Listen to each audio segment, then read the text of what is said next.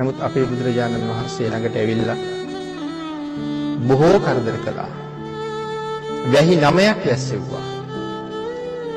වරුසාවක් වැස්සෙව්වා, වතුර වරුසාවක්, ආයුධ වැස්සෙව්වා, වැලි වරුසාවක්, අඟුරු වරුසාවක්, මඩ වරුසාවක්, පර්වත වරුසාවක්, මේ විදිහේ වරුසා 9ක් වැස්සෙව්වා. ගිරිමේ කලා කියලා හස්තියා එවලත් බාධා කරන්න බොහෝ වෑයම් කළා. ඔය ආසනේ ඔබේ නෙමෙයි මගේ කියලා උන්වහන්සේ ඍජුව ප්‍රකාශ කළා. මේ වගේ බොහොම කරදර කළා. සමහර බෝසතාණන් වහන්සේලාගේ ශ්‍රී මුඛ ධාතුව දැක්කහම වෙවුලලා හැඟ වෙනවා. නමුත් අපේ බුදුරජාණන් වහන්සේ ළඟට ඇවිල්ලා මේ විදිහට බෝසතාණන් වහන්සේට කරදර කළා. ඒ මොකද්ද හේතුව කියන කාරණාව පැහැදිලි කරනවා. මේ දානයක් පූජා කරන්න ගිහිල්ලා සිදු වෙච්ච පුංචි වැරද්දක් නිසා.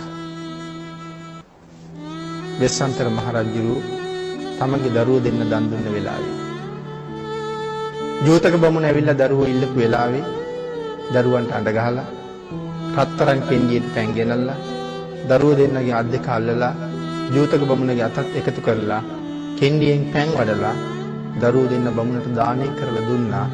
දරුවනේ මේ සංසාර සාගරයෙන් එතර යන්න මට උඹලා නැවක් වෙන්න ඕනේ.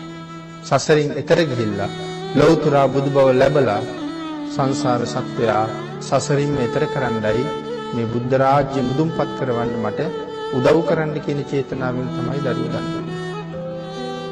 සඳහන් කරනවා මේ වෙලාවේ බෝසතාණන් වහන්සේගේ පුතා ජාලිය කුමාරයා තාත්තගෙන් මෙහෙම අහනවා.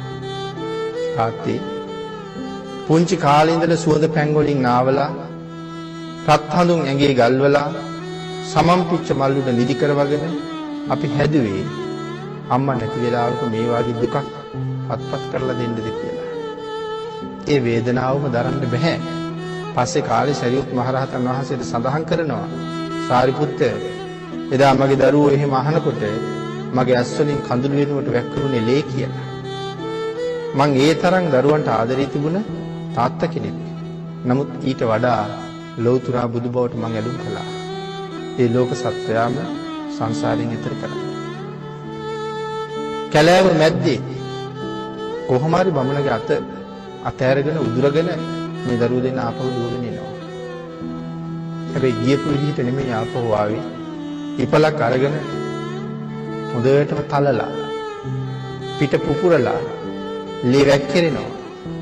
මේ වෙලාවේ තාත්තගේ පතුල් දෙක උඩ වැටිලා දුව බොහෝම දුක් අඳෝනාවක් කියනවා. අනේ තාත්තේ මේ දුක මට ඉවසන්න බෑ, මෙහෙම දුක් මට දෙන්න එපා කියලා. ඒ වෙලාවේ ඇතිවෙච්ච ධාරක ප්‍රේමය දරා ගන්න බැරි නිසා සඳහන් කරනවා දාන පාරමිතාව පැත්තක තියලා මහා කරුණාව පැත්තක තියලා ලෞතර බුද්ධ රාජ්‍ය පසෙක තියලා මංගල ආශිපත අරගෙන ජෝතක බමුණ පෙති ගහනවා කියලා හිතලා කඩුව දිහා බැලුවා කියලා. කඩුව දිහා බලනකොටම හිතෙනවා මගේ හිත පැරුණා කියලා. බලන නිමේෂයයි ඒ වෙලාවෙම ආපහු බිම්බලා ගත්තා. ආය දරුවෝ දෙන්නගේ අත් දෙක එකතු කරලා ජෝතක බමුණටම දෙනවා. දාන පාරමිතාව සම්පූර්ණ කරන්න. නමුත් අර වෙලාවේ ද්වේෂසිතක් ආවා. මේ ද්වේෂසිත තමයි මාරය ඇවිල්ලා බෝධි මූලයේදී මේ පරිගණ්ඩ හේතු වෙන්නේ.